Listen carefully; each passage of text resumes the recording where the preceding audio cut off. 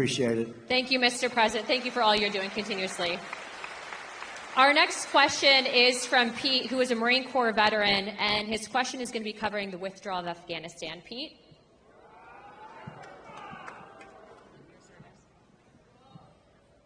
Mr. President, I am Pete from North Carolina, and also a Latino for Trump. I knew I liked him.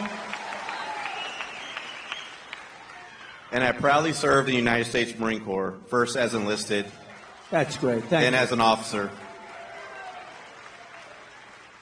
Despite what the Vice President says, we sadly lost 13 under her watch.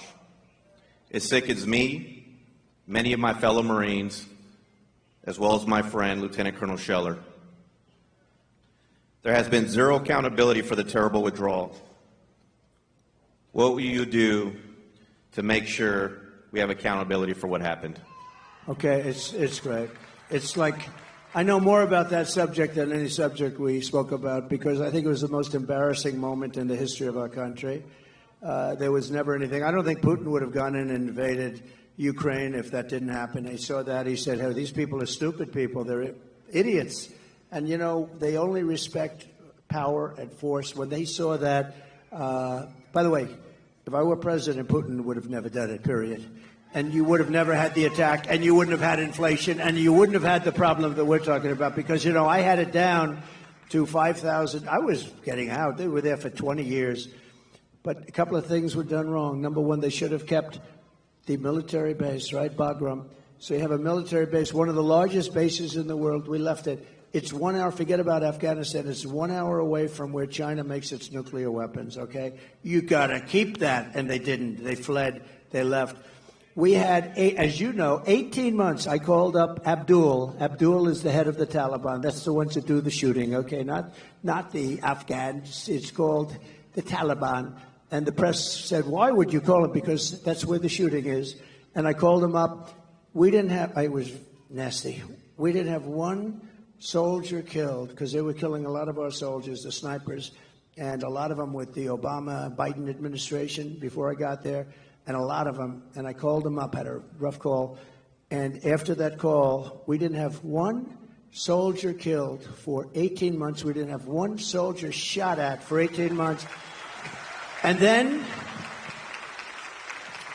we had a terrible election. We're not going to let that happen again. We can't ever let that happen again. We're not going to have what a shame that was. But we had an election, and these guys took over, and it all started up again. And what they did with that withdrawal was so bad. Number one, we lost 13 great soldiers. And as you know, I know the parents of a lot of them. But we lost the soldiers. We left $85 billion worth of equipment behind. We left Americans behind.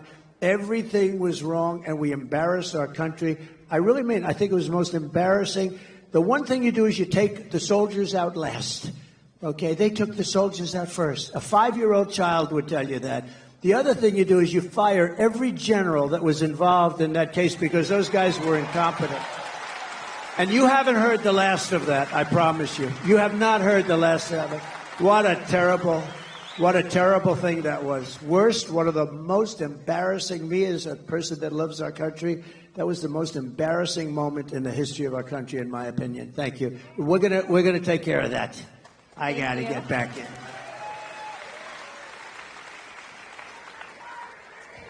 Mr. President is such a good title for him, isn't it? You do know she's a congresswoman, right? And a highly respected one. She's actually a killer with her husband and the most beautiful baby you've ever seen backstage. But she's a congresswoman from Florida, and I have to say she's a highly respected person. Thank you, Mr. President. Thank you. Mr. President.